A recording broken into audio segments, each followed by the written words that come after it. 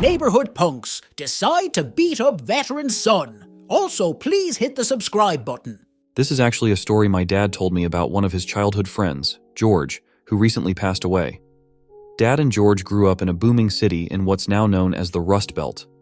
You were pretty much guaranteed a job at the major car plant in town as soon as you got out of high school. George was one of those people. Dad wasn't. Dad accepted a scholarship to his dream school to study engineering. During the weekends and holidays, he'd come home and hang out with his buddies, including George. One afternoon, Dad gets a phone call from Grandma. George had been jumped after work and had the metaphorical tar beaten out of him. For a while, it looked like he wasn't going to make it. By some miracle, George pulled through but was in such bad shape that he had to retire early and go on disability. While on one of his visits home, George's dad, Walter, pulls Dad aside and asks him if he knows a guy named Flynn. Dad had heard the name was one of the local troublemakers. He asked Walter why, and Walter revealed that the wallet had been found by George's body and given to him. The paramedics thought the wallet was George's. No, I have no idea why they didn't check on it.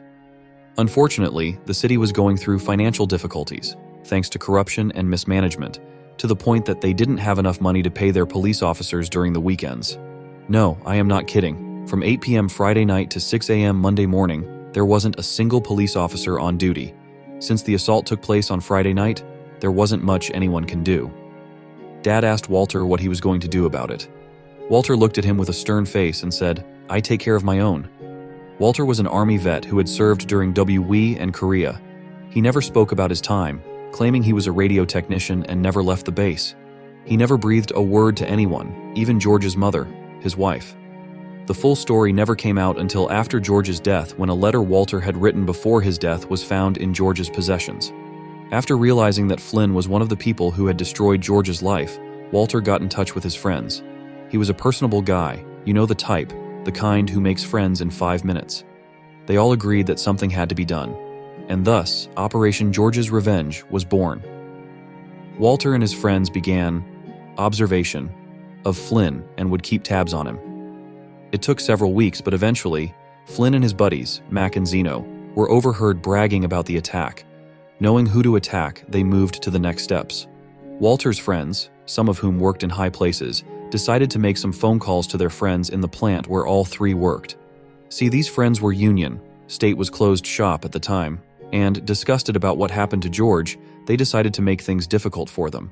They'd remove vital tools for emergency maintenance, at the last minute, put them in positions they weren't good in, and rearrange the schedule so they got the worst shifts, to name a few.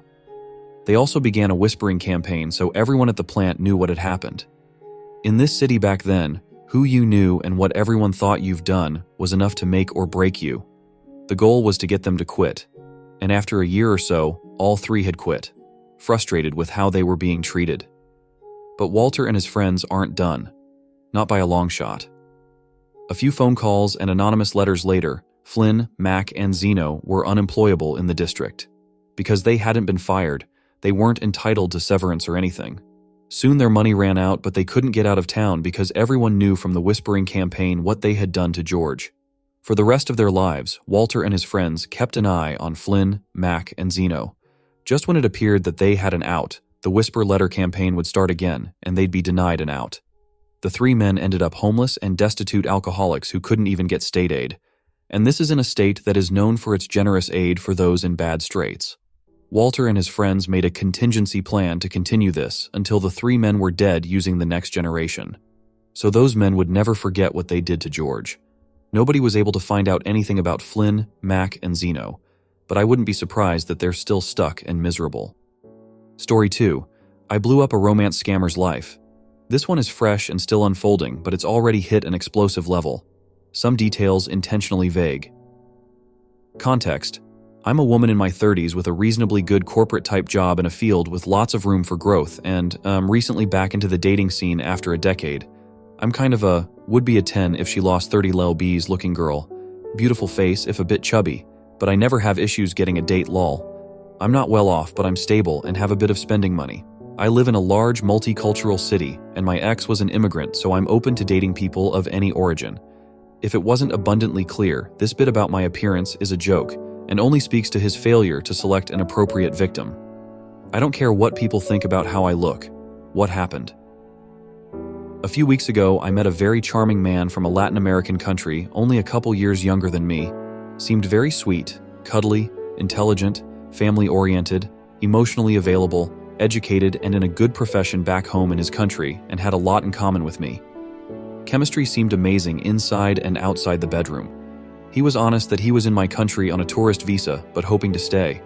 I made it clear I wouldn't be able to help him with that, but we'd have a fun summer fling while he was here. If he managed to stay or come back, only then would we consider a real relationship. Then the other shoe dropped. A couple weeks and 4 dates in, during a text conversation about my work, he asked me to be his sugar mommy. I initially laughed and assumed it was a joke. He kept pushing and clearly said it wasn't. Of course, feeling insulted by this, I went off on him.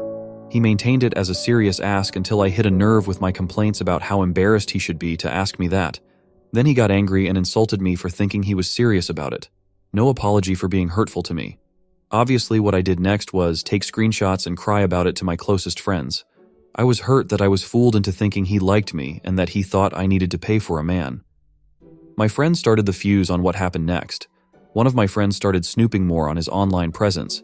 Together, we found about 6 different Instagram accounts that were him using different variations of his name and different photos of himself, all uploaded in batches. On Facebook, a similar pattern. All very scammy and suspicious looking. He'd been foolish enough on one of his profiles, though, to follow and tag the employer that he was working for illegally on his tourist visa in my country. So I contacted another close friend in a local law enforcement agency that works with immigration. She looked up his file. He had a wife and daughter at home. I released the hounds after that. The friend who helped me investigate online made several group chats on multiple platforms with all of his family, immediate and extended, and friends. She released all the screenshots as well as a rant about how shameful it was. As they started blocking her, she added more people. I found his sister's phone number. She sent her messages on there too. Everyone he knows, including his wife, know he's unfaithful and trying to take advantage of women. 30 minutes after the online bombardment started, I got a rude message from him about how I should be smart enough to know he was joking and he doesn't need to sell himself. I didn't reply. Next step? Online immigration reporting form with all the info we found. Work info, employer name and address, his home address, full name, job, photos, screenshots, admitting to working. Usually these reports take months to be reviewed if at all, but I gave the file number to my law enforcement friend. 2 days later, law enforcement officers visited him at home. They found him with a phone number that was issued to a local resident. All his roommates also had numbers issued to the same person, a direct link to the employer. He received a caution for trying to scam me, a no-contact order, and a flag on his immigration file that, based on his country of origin, will likely mean he can never return, as well as a strict warning to not work without authorization. His roommates also received warnings. His employer received a visit next. They found significant proof that they'd been employing him illegally, as well as multiple other people. Their investigation is still ongoing, but so far they are likely to receive tens of thousands in fines or possible jail time. The guy isn't getting deported because the government would have to pay for it, and proceedings take longer than his remaining visa time, but he's now upgraded from a flagged file to a multi-year ban on re-entry to my country. If he bothers me again, though, he will be deported as well. Hope he enjoys going back to his angry wife and the ridicule from everyone he knows.